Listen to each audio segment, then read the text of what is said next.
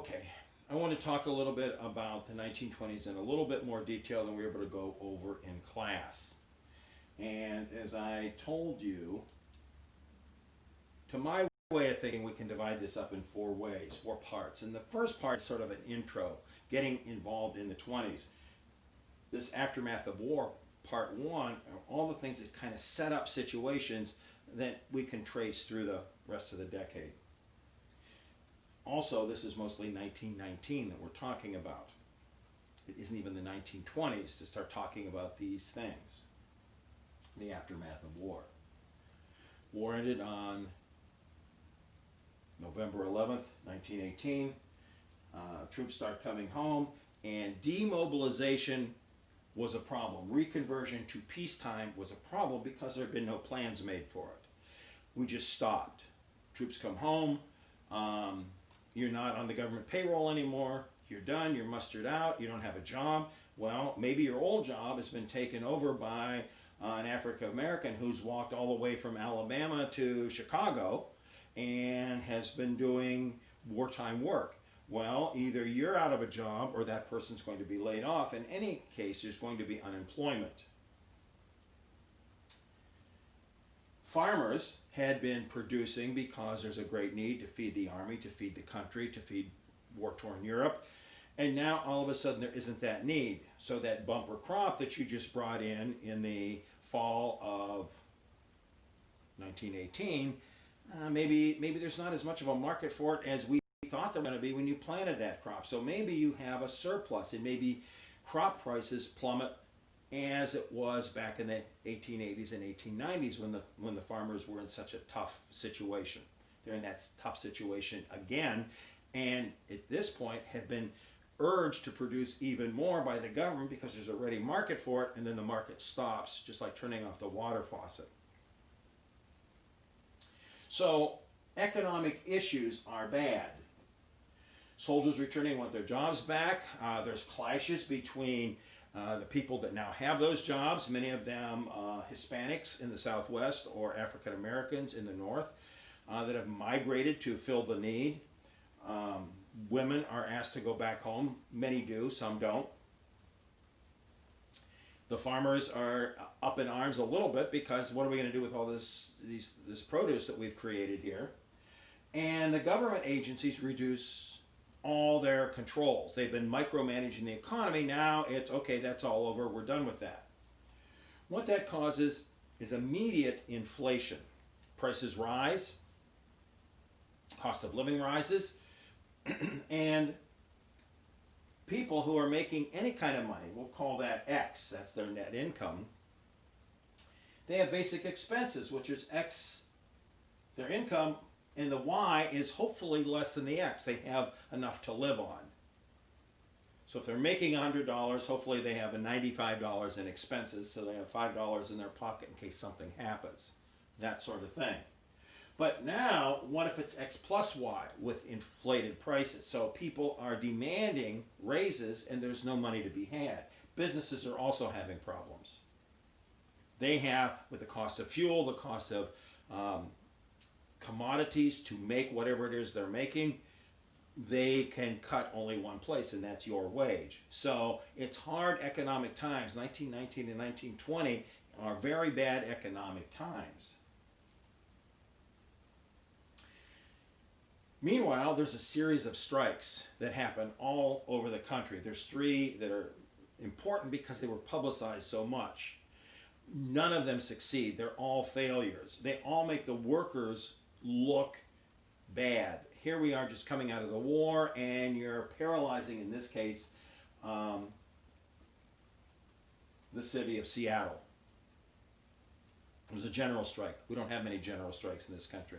The general strike is when somebody goes out on strike, in this case the dock workers, and other workers say, we're on strike in sympathy with these dock workers. The whole city was shut down. That's why it got so much publicity. The strike was crushed. Seattle was paralyzed, but then the National Guard came in. Seattle went back to work. The workers went back to work. They didn't get what they were striking for. The mayor of Seattle, who I believe is on your checklist, Mayor Ole Hansen, became a hero for 15 minutes in 1919 for standing down to these demands. Calvin Coolidge, the Massachusetts governor, later to be elected vice president and become president, gained more than 15 minutes of fame standing down the Boston police strike because it was the police. So with the police striking, there was all kinds of crime going on in Massachusetts. He crushed that strike and made the police look very, very bad. And by extension, other workers who might be striking. And U.S. Steel had a major strike as wages were cut, and when people couldn't or wouldn't work for less, the out-of-work African Americans who had maybe lost their wartime job were eager to take jobs for less, more desperate even than you, kind of thing. Racial tension, racial violence accompanied that and is separate from it, but it's part of it at the same time.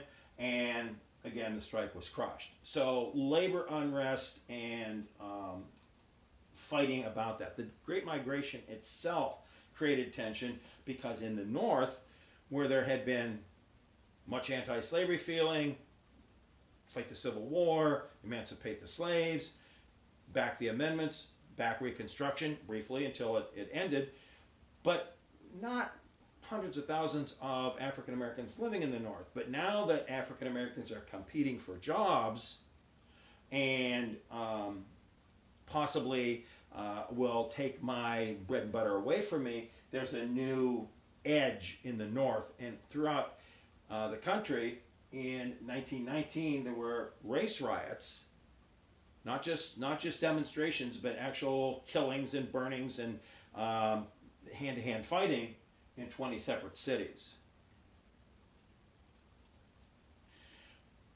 Also, an overlay on this was the fear of radicalism, the fear of communism. There had been the Communist Revolution in 1917. It's now 1919. The communists have won that revolution and civil war. They've established the USSR, the Soviet Union, and they've created something called the Communist International to spread communism around the world. Right after the war, immigration, which had stopped during the war, speeds back up. And to our eyes, all these people pouring in now from post-war Europe may well all be communists, may all be Bolsheviks, for all we know. This is the revolution that was promised by Karl Marx and Vladimir Lenin and the Communist International, and here they come. Attorney General of the United States, A. Mitchell Palmer, conducted a series of raids in which they raided areas that were filled with recent immigrants. They were suspected of being radicals because they were immigrants. Radicalism doesn't necessarily go with immigration, but here again it's one of those things. All of the foreign radicals in the country were going to be immigrants. Not all the immigrants were foreign radicals, but if you got all the immigrants out, in theory you'd get all the radicals out. So it's pretty unjust, and included even the deportation of 600 or 700 American citizens for believed ties to radicalism. Almost none of them proved, but feared.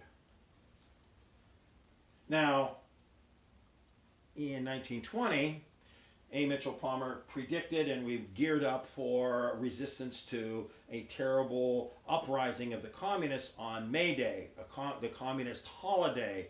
The Founders' Day of Communism is May the 1st, and on that May Day, May 1st of 1920, there's going to be this huge uprising. But when May 1st came and went and there was no uprising, well, it kind of let a little bit of the air out of the balloon. Palmer kind of faded back into the background a little bit, but the fear of radicals continued. It was also the end of the progressive era. We talked about all those reforms, all those laws that were passed to regulate business and protect the consumer and all those things. It had been largely kind of co-opted by the war effort, but now Woodrow Wilson, he's still president, he's finishing his second term, he's not going to run for a third term, but he commandeers this 1920 election, says it's going to be a referendum about the League of Nations and the Treaty of Versailles, and me, basically, even though I'm not running. James Cox was the candidate for the Democrats, and he dutifully was in favor of the League of Nations. We must do this. It's a great and solemn referendum on us saving the world. But most Americans just kind of wanted to kick back. And as the Republican candidate, Warren G. Harding, said, we want to get back to normal. And we did. And he overwhelmingly won. And when he overwhelmingly won, he was not only going to not join the League of Nations, he wasn't going to renew progressivism either. And so this was kind of the end. The simple end date was Election Day 1920 of the progressive era.